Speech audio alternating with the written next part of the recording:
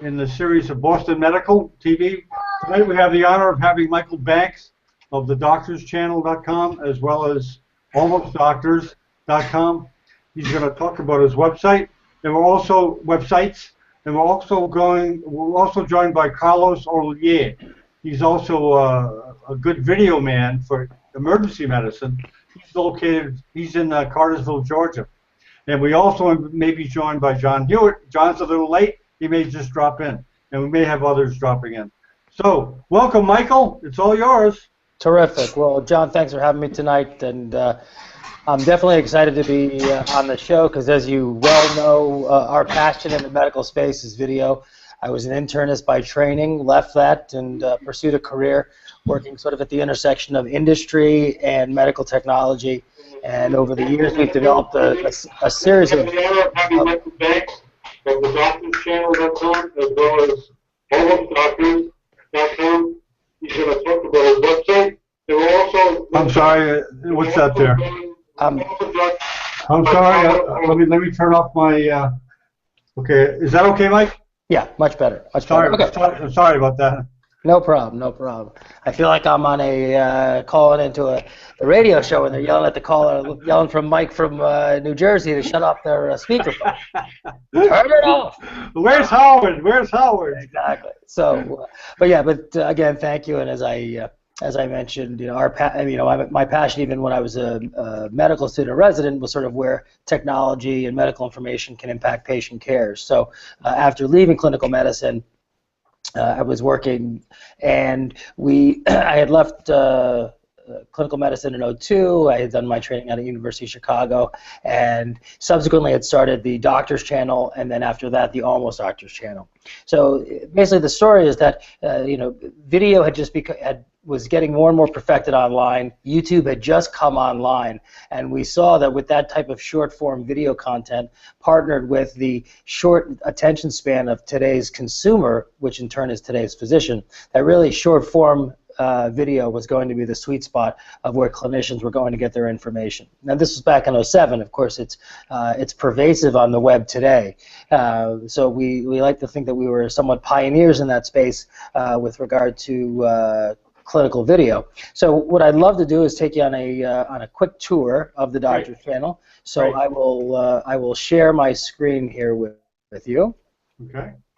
And can you see my screen? Yes, I can. Great. Great. So Doctor's Channel, just as a brief background, we launched the site in '07. And right after launch, we had been termed the YouTube for Doctors, or the educational YouTube for Doctors by CNBC. This is what the site currently looks like today. It features lots of great content. We have over 6,000 videos for physicians and lots of other really cool features for docs. So, everything we do is in 1 to 2 minutes. Of course, we do have some CME content that is 10 to 12 minutes so that physicians can get their CME content. And we do all short video to keep physicians in the know because nobody has an attention span, as I mentioned. So I'll give you a quick tour here. And as I mentioned, over the years we have partnered with groups from the AMA. We're currently working with the CDC as well as a host of other organizations. We publish about 30 to 50 new videos per month, as well as upwards of 100 news stories per month that all come out of our office in Manhattan. So I'll give you a quick example of a couple of different types of content. Of course, today, the day that we're taping here, Tom Frieden's in the news because the first Ebola case was just discovered in Texas, which is good timing here. Not good for, good for the timing of the broadcast, not good timing for anyone else, but one of the recent partnerships that we've actually formed was with the CDC. And you can see here what we're doing is Tom, when he went to the CDC, launched a new program called CDC Vital Signs. What we're doing with the CDC is we are basically creating video content in short form to translate the CDC's message to the professional audience. So we are producing and distributing content with the CDC, which is being distributed throughout our entire video network. So here you can see was a video that we produced with Tom Frieden, all about antibiotic stewardship in the hospital setting.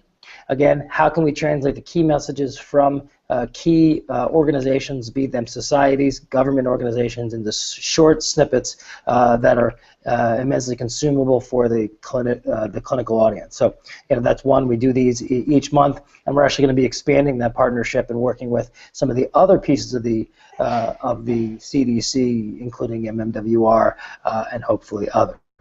So, in addition to that type of short content, we have content across the spectrum of disease states.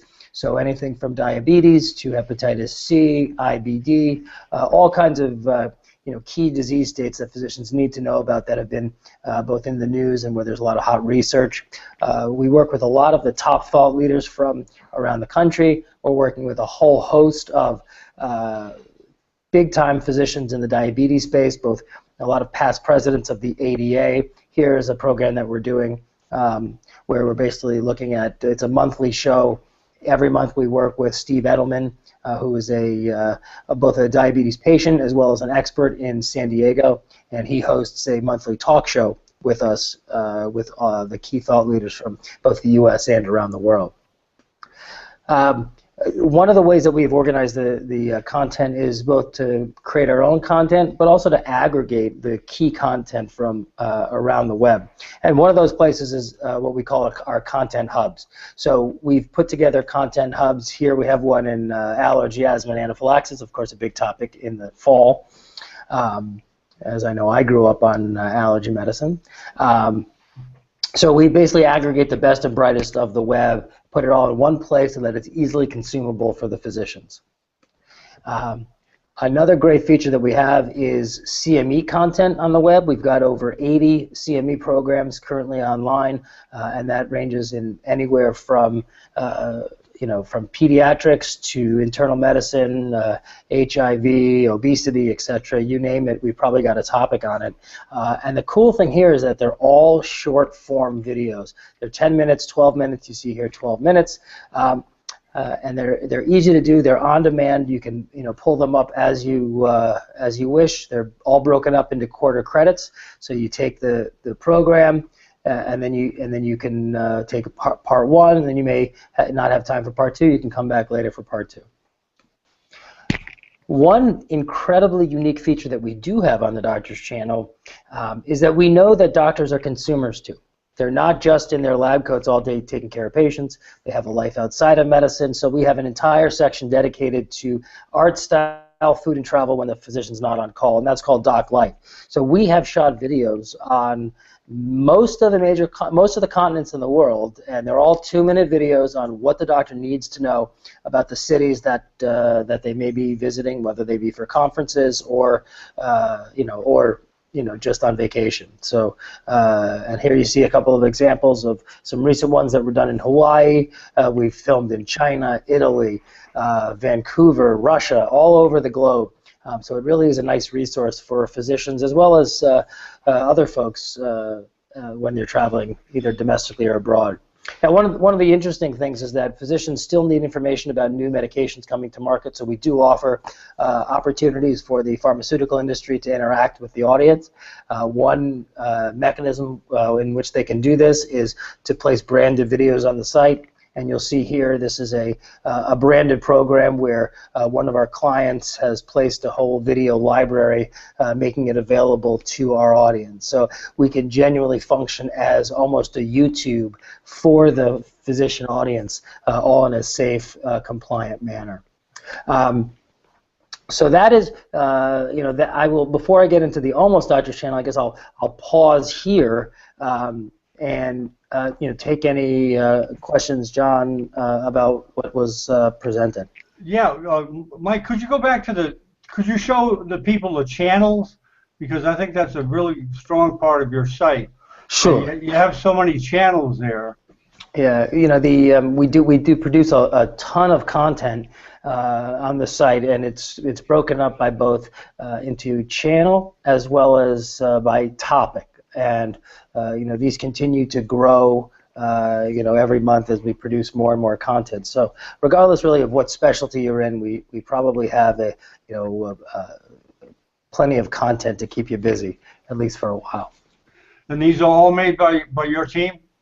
Yeah, we produce about 99% of the content. You know, most physicians, present company excluded, you know, are not running around with cameras making high-quality videos that people want to watch. You know, one of the things, it's hard enough for the top writers in Hollywood to craft, you know, 23 minutes worth to get you to sit through a sitcom, much less busy physicians, you know, around the U.S. trying to, you know, create content. So yeah, so we do most of the content, and as I mentioned, we partner with a lot of the top thought leaders, you know, to really have the key experts, you know, talking about the key research. So, you know, the pieces are data driven. It's, you know, it's best practices. There is obviously some opinion, but we try to be as data driven as possible to stick to evidence-based medicine.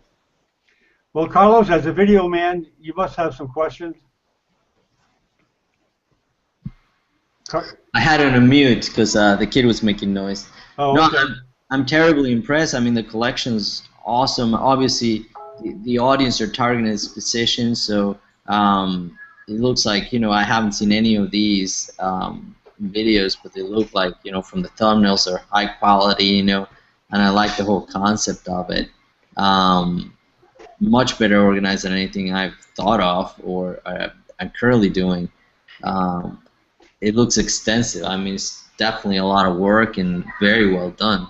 Yeah, logistically, Mike, do the doctors come to Manhattan and make the videos, or they make them from their office? Logistically, how do you work that? Yeah, so what we do is we have both on-site. We have an on-site studio in our office in Manhattan, and we do a lot of remote shoots. So, in fact, I did a whole series of Skype interviews today with you know, a few thought leaders. You know, most of the high quality ones are still done in our studios, or you know, we have crews that go out and, you know, have filmed all over the U.S. So, you know, it's really whatever's more convenient for the physician. A lot of docs, of course, like to come to New York, but if they, you know, if they're unable to travel, or, you know, it's more convenient for them to go to a local studio, we'll do it in a local studio. Oh, okay. Okay, so a doctor might come in and knock off a bunch of videos rather than not just one. Oh, absolutely, absolutely. So we try, especially, you know, whether if it's a CME project, you know, our CME team, you know, will you know, they'll film everything in one day, or if somebody's coming in for, you know, to discuss a specific topic, and we have them for an hour, you know. Right, we may make 5, 6, 7 videos because each of them is 2 minutes. So we try to, you know, structure each one in a format so that they can get, you know, the key information in 2 minutes, so we can get as many out as possible. I guess, I don't know, it's getting much less expensive, right, to film stuff with the digitalization and the way things are working with cameras and stuff? Yeah, you find that? I mean, certainly the cost per, you know, the cost for the equipment is going down, but yeah, you know, the magic of the video content is in the content of the what the person is saying, coupled with the magic of post-production. So, you know, regardless of the cost of the equipment, and, you know, doing it, you know, we don't need a satellite truck, and we don't need you know, high-def cameras. We can just use our laptop. So this reduces the cost. But in terms of for the kind of video, you know, we're doing a lot of work in post-production. So that's where sort of, you know, our costs are. Right. Well, and of course, you know, rent in Manhattan is not cheap. Yeah. Yeah. You guys are right in Manhattan, huh? Oh, yeah. Wow. Wow. They say if you're anywhere else, you're just camping out. Well, it's a lot more involved than I thought. I didn't realize you did most of the stuff yourself. Wow, that's a lot of work. Again, it is our passion. It's something that we love doing, and you know, it's we love sitting around coming up with great ideas for new types of content.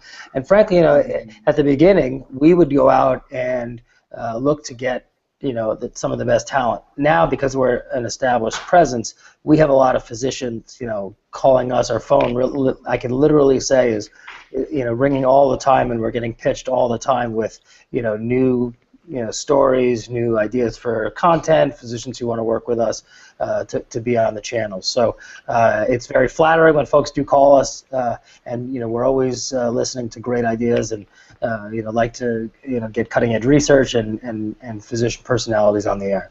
Well, you must have to stay on top of what's going on today. I mean, you must have some docs just combing the web, looking for stuff that's happening.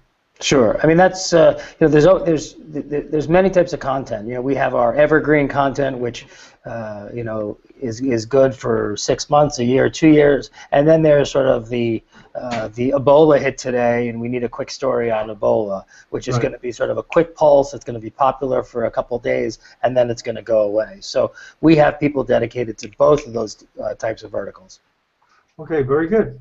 Well, on to Almost Doc. Almost Doctor. All right, I'm going to go ahead and share my screen again. All right, so good. So now, so we had the doctor's channel, and we thought to ourselves, we're missing a big audience, and that, of course, being the pre-meds, interns, residents, etc. That traditionally people in our industry didn't spend a lot of time focused on reaching. So we really wanted to tap into this market and provide something that was different than anything else out there. So there are plenty of sites out there that will give you test questions and plenty of sites out there that will give you study guides. We didn't want to do that. So what we wanted to do was we wanted to give an amazing site where they could take away great information that was specifically for that niche market, but could provide a little break in the day, 60 seconds, a few minutes of great quality content. And that's what the Almost Doctor's channel is. It's things that you would need to know in medical school, tech stuff, policy stuff, and you see that here. So what we've done is we've aggregated some of the top medical school bloggers in the world, and we've given them this site to publish on. And it has absolutely taken off. You mentioned earlier our managing editor is a gentleman named Rohan Jatwani, who's an MD MBA student up at Tufts, absolutely brilliant. He's helping to run the site. You can see here we've got these contributors from all over the web, ranging from medical students to folks looking to get in, to MD MBA students, even, and I'll go down here, people who are already clinicians. And I'll mention here Vinny Aurora, who has been the Director and Assistant Dean of Innovation out at University of Chicago School of Medicine. So we've got all across the web, both almost physicians as well as physicians who are focused on innovation and keeping people interested in how to really grasp that medical student mind and give them great content. Now, one of the cool things we do on the Almost Doctor's channel is we really want to encourage user-generated content. So we are creating a series of almost scholarships. And if you look here, these are an example of 6 that we have either run or are currently running. And you'll see it is meant to generate great discussion in anything from politics to food. You've even got the Sexy Scholarship and the Gunner Scholarship. So really, and everybody knows in med school those gunners, and we hated those gunners, but but they can submit short blog posts, all related to those topics. So you'll see, the Gunner Scholarship. If you click on it, it gives you armed with the arsenal of multicolored highlighters and a ruthlessly competitive spirit. The Gunner has only 2 objectives: upset the class curve and make it look effortless. So so we give away almost scholarships. So it's not a real scholarship; it's a $25 gift card for whoever writes the best blog post about that topic. So we've had a lot of great interest in this, and we're going to be continuing to run both blog post scholarships as well as video scholarships. And we're actually working on partnerships with a lot of the different medical schools to integrate this into curricula as well, and basically have user-generated content where medical students will go out and work with the different physicians and mentors around the country to bring great research and great medical school mentor collaborations online. Well, Warren Wakeman, right, from UC Irvine, that changed the medical curriculum to be iPad-based. I think they use a heck of a lot more videos now in medical education. Right. And you know about that, right? I'm sure you see a lot of these kids using videos a lot more than in my day. Sure. Absolutely, and I think that the model of the Khan Academy and flipping the classroom where gone will be the days of sitting in lecture for 4 or 5 hours a day, lab for hours on end. I think those days are going to be long behind us, where many medical schools will be flipping the curriculum, where students will be watching lectures online and watching videos at night, and then coming in during the day for more of a hands-on experience and more of an interactive experience with the clinicians and teachers in the classroom setting. Yeah, and then there's the mixture of clinical and video with the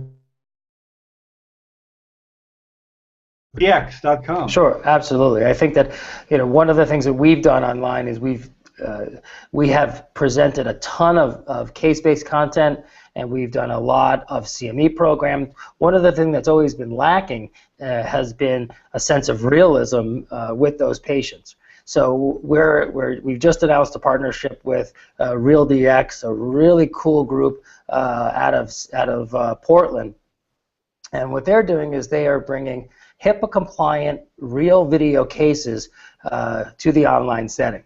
So we're going to be creating a case of the week. It's actually going to be launching next week, where we're going to be sharing some of these really cool cases with the world. Now, we're going to see, who it has the most resonance with. Is it going to be medical students? Is it going to be the more established clinicians? Some are going to be more common diagnosis. Some will be a little bit more esoteric. And it'll be very interesting to see how it plays out and how the physicians really adopt this new technology. I think that's going to play well across the spectrum, because that's such an unusual approach to see a live case video. I mean, I don't know if that's ever been done. Has it been done before? I don't recall seeing it. We haven't seen too much. I mean, we've seen a lot of stage cases, actors, actresses playing patients, but not a lot of real patients online. So, we're hoping that this will break through some of the noise and really grab the physician's attention. Yeah, I think it will. I think I guess it's not easy getting patients to agree to be filmed, but it's obviously being done.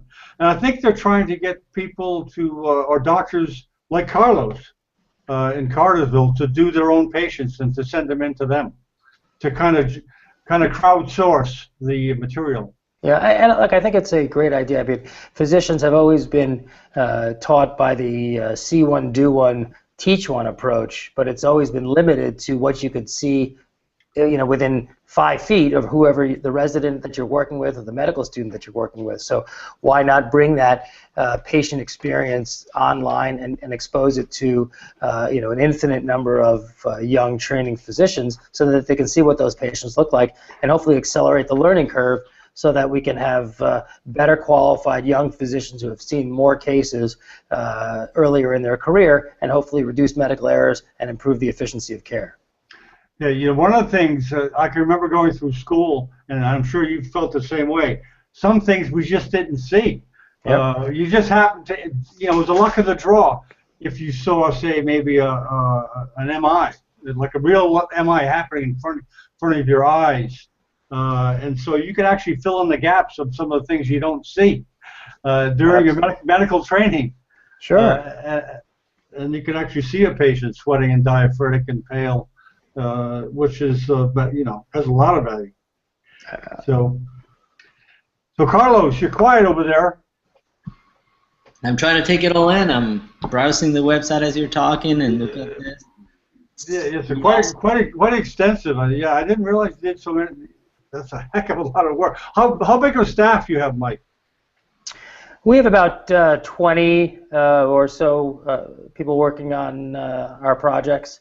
So we run a whole host of different verticals. So and we're growing rapidly. So if you've got folks in the New York area that are looking to be a part of it, we're all ears. So we've got more work than we can handle. Medical background, right? All different, like just MDs, nurses, doctors, any specialty or any. It could be. Yeah, we're always willing to listen to anybody that's smart, bright, creative, and like to think a little bit outside the box. So. Do you outsource any work at all? Because I know India has a lot of docs over there, a lot of talent.